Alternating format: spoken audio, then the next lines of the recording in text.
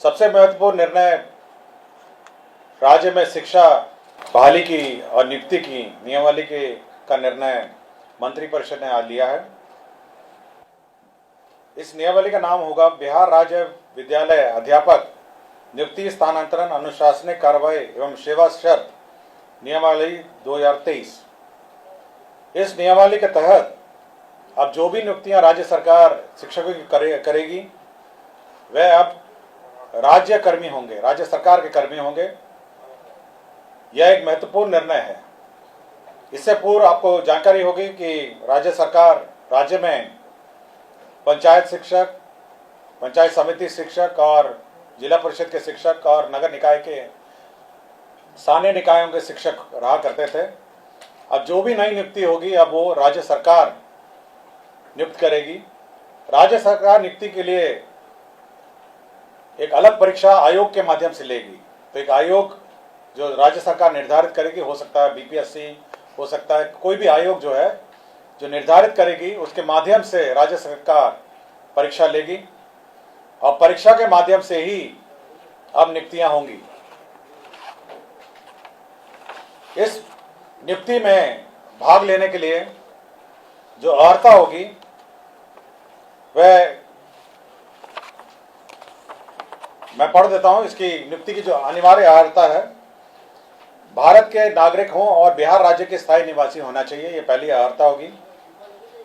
विद्यालय अध्यापक के पद पर नियुक्ति हेतु राष्ट्रीय अध्यापक शिक्षा परिषद द्वारा समय समय पर निर्धारित शैक्षणिक एवं प्रशासनिक योग्यता धारित करते हों एवं विशेष विद्यालय अध्यापक के लिए अर्हता भारतीय पुनर्वास परिषद के अनुरूप अनिवार्य होगा। तो ये महत्वपूर्ण एक अनिवार्यता है। राज्य सरकार एवं केंद्र सरकार द्वारा समय समय पर आहूत शिक्षा पात्रता परीक्षा में उत्तीर्ण हो, परंतु वर्ष 2012 से पूर्व नियुक्त एवं कार्यरत शिक्षक जो दक्षता परीक्षा उत्तीर्ण होंगे के लिए शिक्षक पात्रता परीक्षा में उत्तीर्ण अनिवार्य नहीं होगा।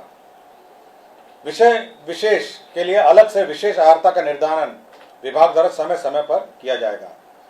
तो ये बिल्कुल स्पष्ट होगा कि पहले तो आपकी जो परीक्षा होगी, जो क्वालिफाइंग एग्जाम है, जो राज्य सरकार और केंद्र सरकार के लिए पहले ली जाती थी, उसके क्वालिफाई करने के बाद ही आप सरकार द्वारा जो कमीशन के माध्यम से परीक्षा होगी उसमें आप बैठ पाएंगे।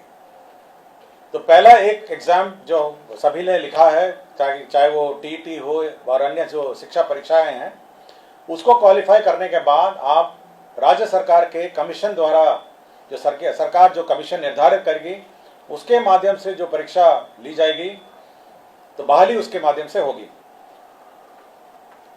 इसमें न्यूनतम आयु निर्धारित है 21 साल और अधिकतम आयु सरकार द्वारा निर्धारित की जाएगी। जो सरकारी नौकरी में अधिकतम आयु है वह होगी, लेकिन जो 10 साल की नियुक्ति वर्ष का जो छूट होगा, इस नियमावली के प्रवृत्त होने के पश्चात नियुक्ति के प्रथम संव्यवहार में अधिकतम आयु सीमा में 10 वर्ष की छूट दे होगी। तो इसमें नियमावली में 10 वर्ष का छूट का भी प्रावधान है जो लोग पूर्व में नियुक्त होंगे। इसमें यह खासियत यह है कि इस परीक्षा में जो अभी वर्तमान में जिसको आप कहते हैं 7वें चरण या अन्य चरण जो हैं, वो लोग भी बैठेंगे, परीक्षा लिखेंगे। और साथ ही साथ जो अभी तक जो शिक्षक नियुक्ति जो गैर सरकारी शिक्षक हैं, जो सरकार के जो नगर निकाय और पंचायत स्तरीय और स्थानीय निकाय के शिक्षक हैं, वह भी इसमें बैठ पाएंगे। तो सभी प्रकार के शिक्षक जो हैं, जो अर्हता रखते हैं, वह बैठ पाएंगे। और इस नियमावली के माध्यम से अगर अर्हता रखते होंगे तो कमीशन द्वारा जो परीक्षा ली जाएगी उसमें बैठेंगे। सभी जो कैंडिडेट्स हैं जो इस परीक्षा में लिखेंगे उनको 3 मौका दिया जाएगा। तो 3 बार लिख सकेंगे और 3 मौके के बाद वह नहीं लिख सकेंगे।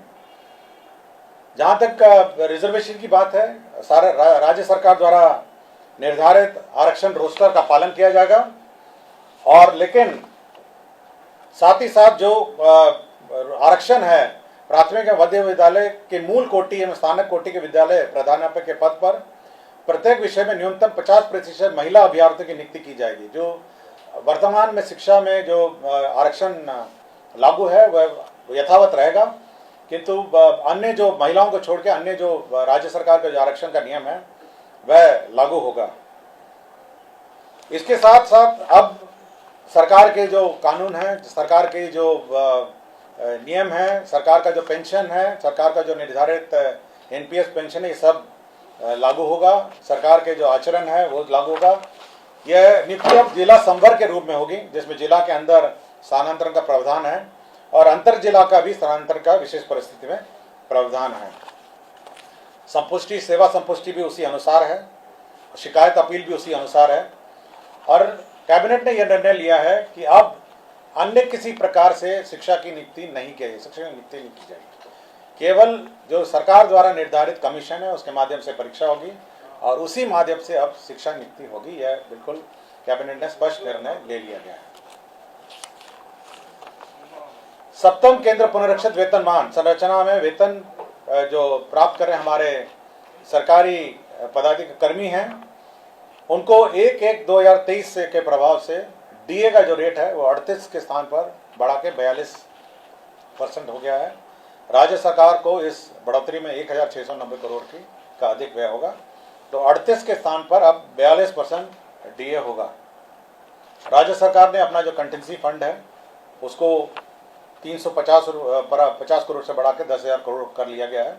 आपको जानकारी होगी, समय समय पे हम लोग कंटिजेंसी फंड से निकासी करते हैं, तो अब ये लिमिट 10,000 करोड़ का होगा, जिसमें आधा प्रतिशत जो 50% होता है वो आपदा के लिए सुरक्षित रखा जाता है।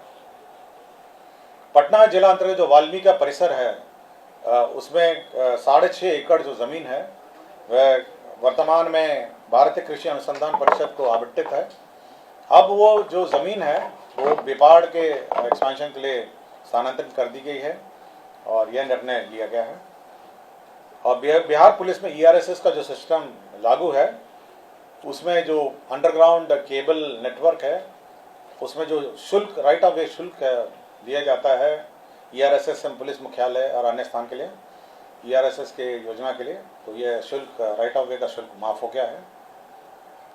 और एक पद सृजन का है जिसमें राज्य योजना मद में ग्रामीण विकास विभाग के अंतर्गत जवाहर ग्राम स्वरोजगार योजना के अंतर्गत सृजित जो 102 पद थे उसमें 53 पद अब स्थापना में प्रतिबद्ध परमानेंट पद हो जाएंगे और 39 पद है उसको सरेंडर कर दिया गया।